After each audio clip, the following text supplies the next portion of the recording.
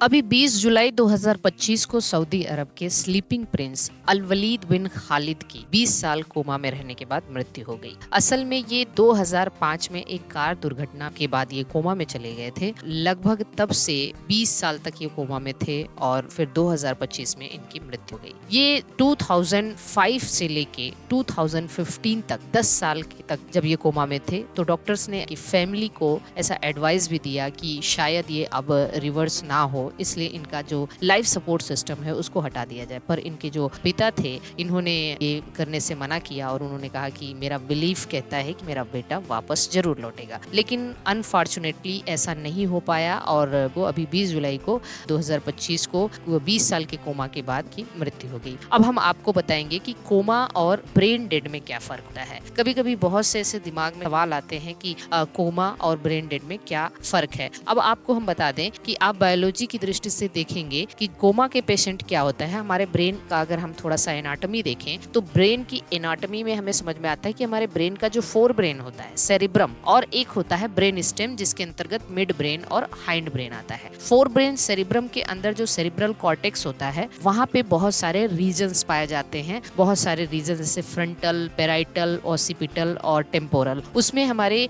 Thinking ability या आप कह सकते हैं कि स्पीच प्रोडक्शन, विजन से रिलेटेड, स्पीच अंडरस्टैंडिंग, ये सारे फंक्शंस वहां से कंट्रोल होते हैं। अगर कभी फोर ब्रेन या सेरिब्रम के अंदर चोट लग जाती है तो पर्सन की केवल थिंकिंग एबिलिटी या आप कह सकते हो पर्सन सुन नहीं सकता, पर्सन देख नहीं सकता, पर्सन सोच नहीं सकता, पर स्टिल उसकी जो मोटर फंक्शंस, जो इनवॉलंटरी फंक्शंस है लाइक रेस्पिरेशन या फिर जो कार्डियक एक्टिविटी है जो कि हमारे हाइंड ब्रेन या मिड जो ब्रेन स्टेम है उससे कंट्रोल होता है, वो अभी भी चल रहा होता है। तो फोर ब्रेन में अगर कोई चोट लगता है, सेरिब्रम में कोई चोट लगता है तो पर्सन अनकॉन्शियस हो जाता है, कोमा में चला जाता है, पर उसकी ब्रीदिंग प्रोसेस और उसके कार्डियक एक्टिविटी चलते रहते हैं। कोमा के पेशेंट का रिवर्स होने का चांस ज्यादा होता है।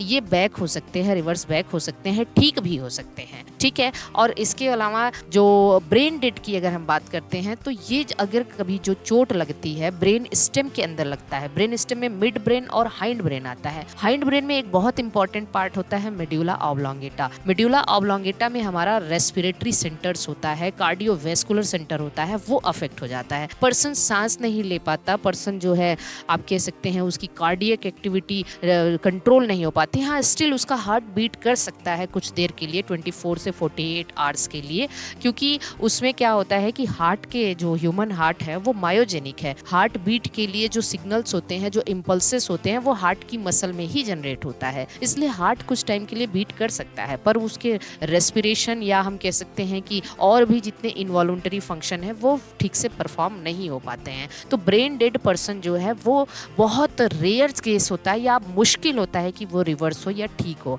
और जो स्लीपिंग प्रिंस के अभी हमने स्टोरी आपको बताई, स्लीपिंग प्रिंस जो है वो कोमा के पेशेंट थे। इसी प्रकार से एलेन एस्पोसिटो, ये एक महिला थी, 37 ईयर्स तक कोमा में थी और उसके बाद भी उनकी भी मृत्यु हो गई थी।